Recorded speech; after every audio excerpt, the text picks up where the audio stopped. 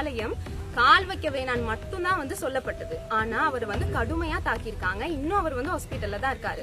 எங்கட கோரிக்கை என்னன்னு சொன்னா, இந்த காரியாலயம் இனி இந்த இடத்துல இருக்கக்கூடாது. அவனுக்கு நடந்த மாதிரி இந்த மாதிரி விஷயம் இன்னொரு பிள்ளைக்கு இனிமே இந்த மாதிரி நடக்கக்கூடாது. அதனால வேண்டி இதை தக்க நடவடிக்கை நீங்க எடுக்கணும்.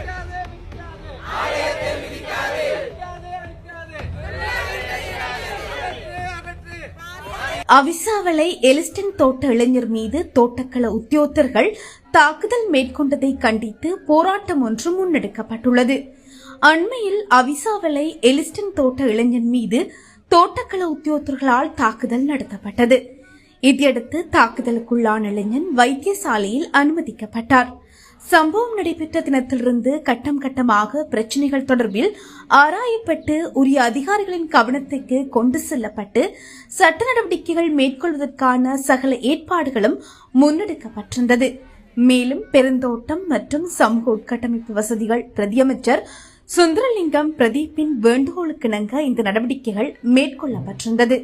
இந்த நிலையில் இளைஞர் மீது மேற்கொண்ட தாக்குதலை கண்டித்து அவிசாவளை எலிஸ்டன் தோட்ட மக்களால் போராட்டம் ஒன்று முன்னெடுக்கப்பட்டது. மேலும் தோட்டக்கள உத்தியோகத்தர்கள் மீது தக்க சட்ட நடவடிக்கை எடுக்க வேண்டும் என்றும் தாக்குதலுக்குள்ளான இளைஞரின் தாயார் கோரிக்கை விடுத்துள்ளார்.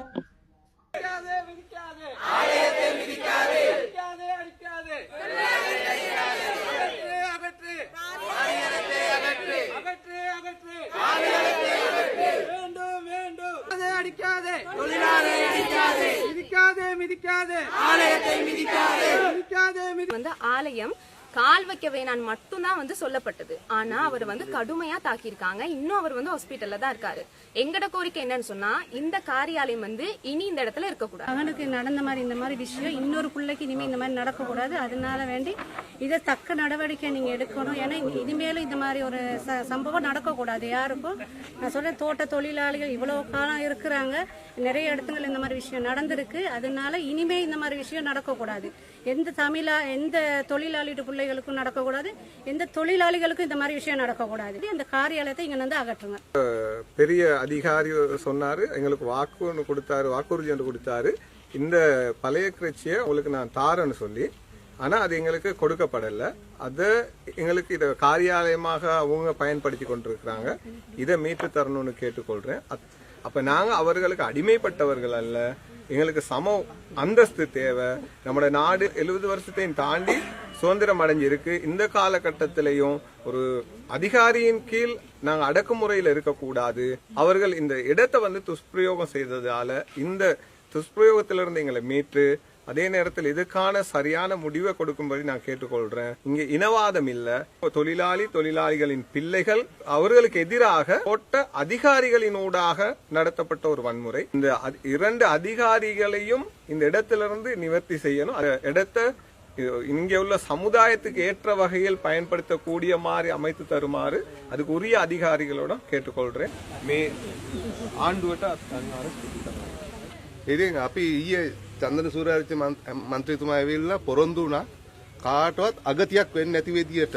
ඒ කියන්නේ පොලිසියවත් හොස්පිටල් එකවත් ඔයාලගේ පැත්තවත් මෙයාලගේ පැත්තවත් ගන්න නැහැ කියලා ඒක පොරොන්දු වුණා. ඉතින් ඔයාලා දන්නවනේ දැන් මේ ජාතික ජනබලවේගයේ ආණ්ඩුවත් එක්ක අපි කාගවත් පැත්ත ගන්න නැහැ.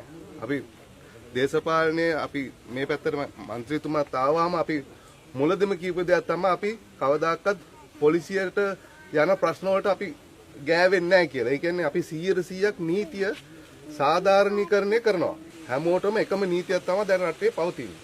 නීතිය හැමෝටම සාධාරණ ලෙස ඉෂ්ට වෙනවා. ඉතින් ඒක මම හිතන්නේ පළවෙනි පාරට වෙන්න ඇති පාර්ලිමේන්තු මන්ත්‍රී කෙනෙක් ආවේ මේ වගේ ප්‍රශ්නයකට. මන්ත්‍රීතුමත් සාධාරණ පිළිතුරක් දුන්නා. ඉතින් අපි දැන් මෙතන වස්තු කියලා වෙනසක් වෙන්නේ නැහැ. අපි හැමෝටම එක සමානව පහසුකම් සලස්වනවා.